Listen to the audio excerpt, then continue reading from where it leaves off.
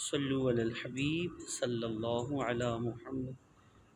آپ کو یا آپ کے گھر میں کسی کو یا آپ کے بچوں میں سے کسی کو، آپ کے پاس کوئی پڑھتا ہے، اگر پڑھنے پڑھانے کی فیلڈ ہے تو اس میں اگر کسی کو بھولنے کی بیماری ہے تو یہ روحانی علاج انشاءاللہ عز و جل اس کے لیے بہترین ثابت ہوگا۔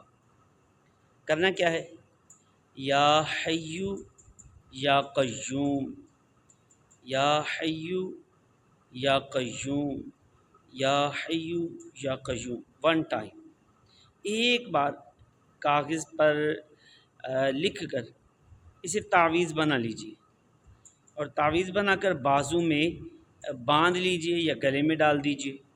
انشاءاللہ عز و جل بھولنے کی جو بیماری سے چھٹکارا حاصل ہوگا انشاءاللہ عز و جل۔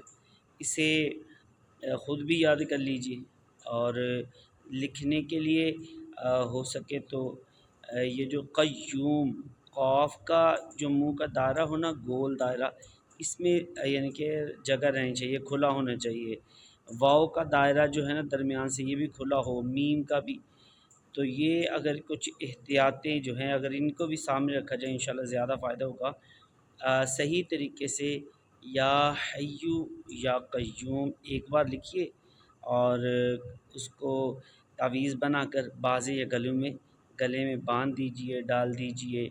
انشاءاللہ عز و جل بھولنے کی بیماری قوی امید ہے اس سے آپ کو چھٹکارا حاصل ہوگا۔ صلو علی الحبیب صلی اللہ علی محمد صلی اللہ علیہ وآلہ وسلم۔